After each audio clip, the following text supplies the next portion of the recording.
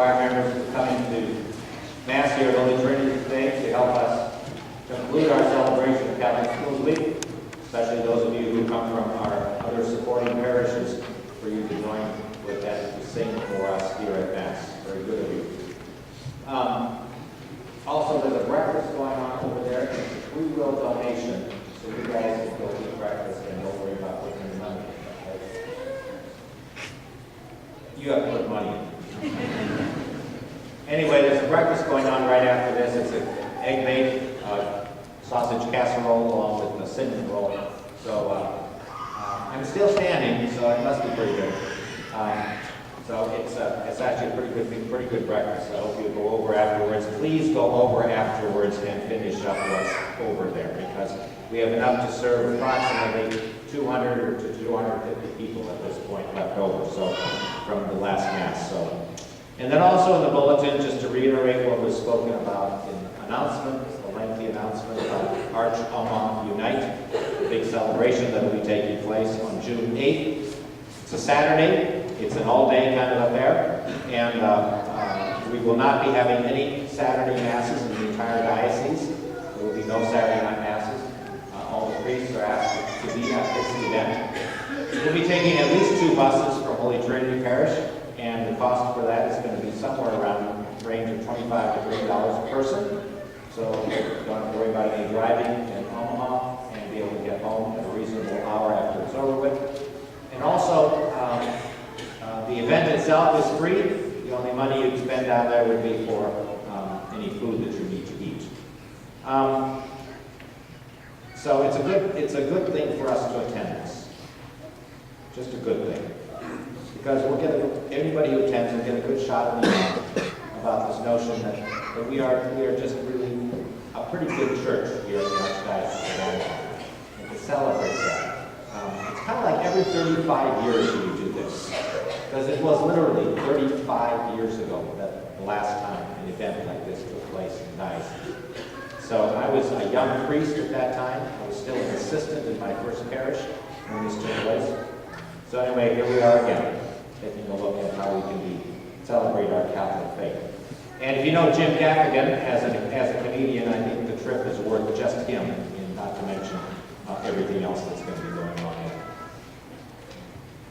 So at the end of Mass, we will do the blessing of throats, and so the way we'll end Mass is we'll pray the prayer to St. Michael, and then start the blessing of throats in about 6 stations, 4 up here, 2 in the back. So you get your throats blessed, get protection against food poisoning, and go over to the prayer. St. Paul writes one of the most beautiful teachings on love in all of human literature. 13th chapter of the 2nd letter to the Corinthians ends up becoming a reading quite often at weddings, or a portion thereof. You know, when you look at it, we think of it as a challenge to us to love like this, although that's important and that's a part of it. In a sense, what we can really see, though, in it is a description of who God is. So if we say God is love, then all these things that Paul tells us about love must be true about God in a very perfect way. St. Thomas Aquinas defines love as being willing the good of another. Well, so often when we human beings love, we love with a tainted form of love, kind of a little bit jilted, a love that is kind of messed up. In other words, sometimes when we love, we literally turn it into an act of selfishness or manipulation. We love because of what we're going to get from it. True love desires not one's own good by means of another, but true love desires the good of the other as other. To want, to really, really want our neighbor's good. Sometimes this love, once it is practiced, disturbs the status quo, because it moves us closer and closer to the ideal of God's love. When Martin Luther King was arrested and put into Birmingham jail, he wrote a letter which was kind of a testament to what he stood for. And in that letter, he said things like this: "The pain that you inflict is not as powerful as the pain we can endure. Because our strength comes from God, who is love. All men are created equal, and we witness to the equality that God wants to see happen in our midst.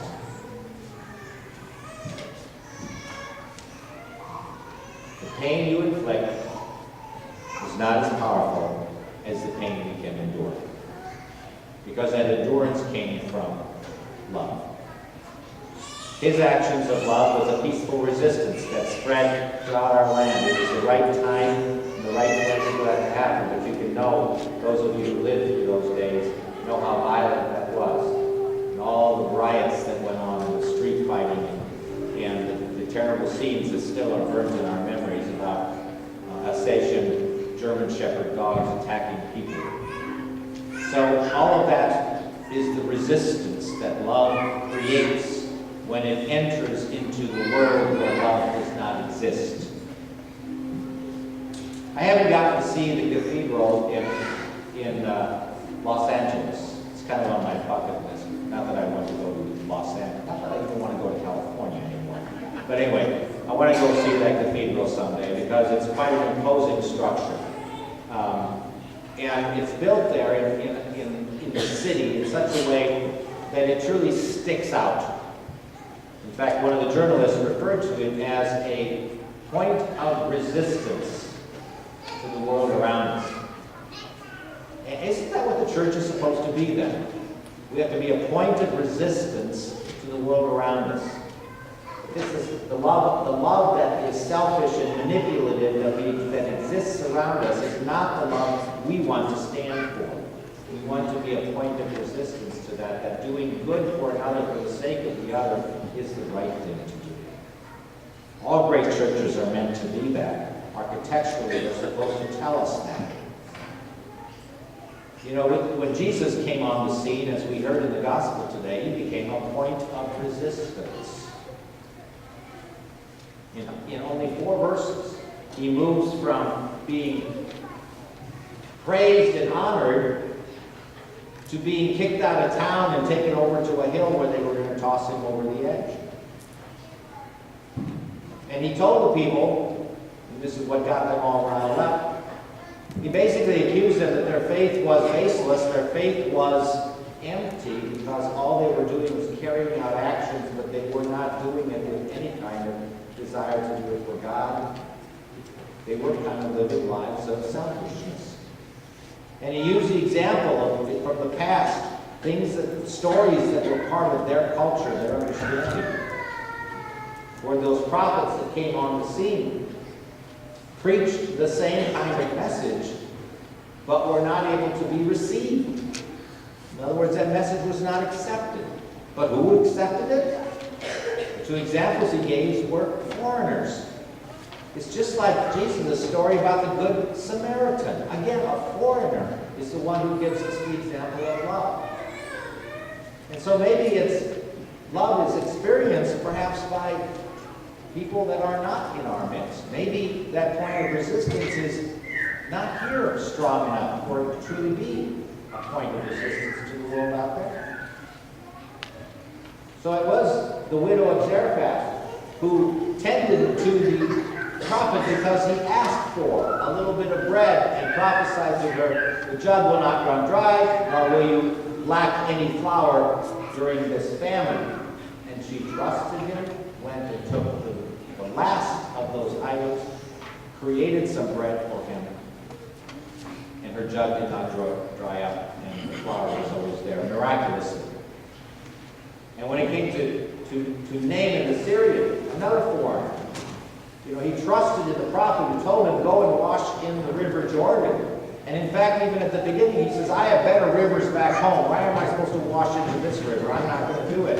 And his aides went to him and says, if he were to tell you to do something stupendous, you would do it because you think that's going to get you healed. Why not do this? And so he humbled himself and went and washed in the river Jordan and was cleansed of his leprosy. So those people trusted in God, that humility to understand that God really was speaking to them through the prophets. But what upset the people at the time of Jesus was that they were accused of being all those others. the ones who do not believe.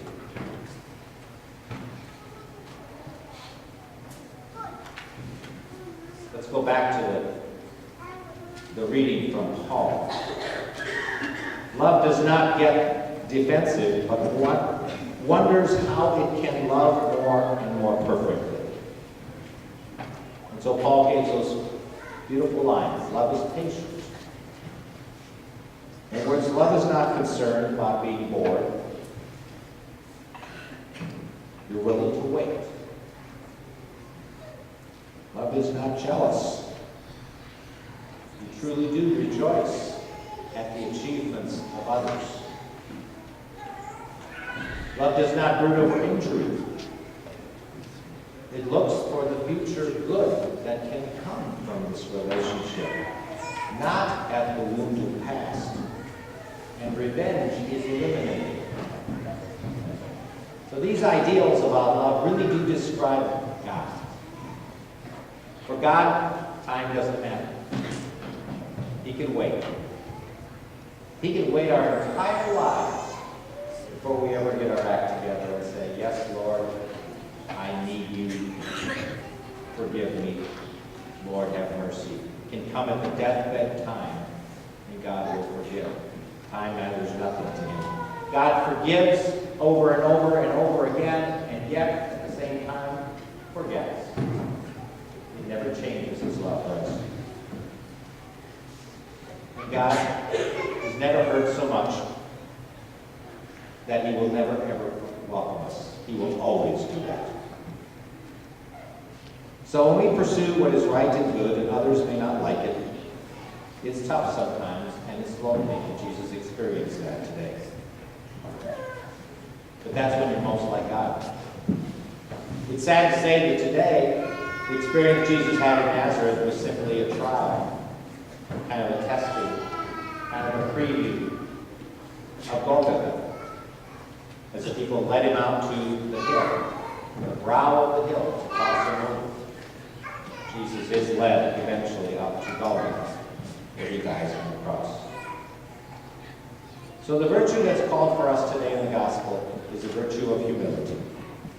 Humility to accept the word of God as it comes to us, and to accept it into our lives as being God speaking to us.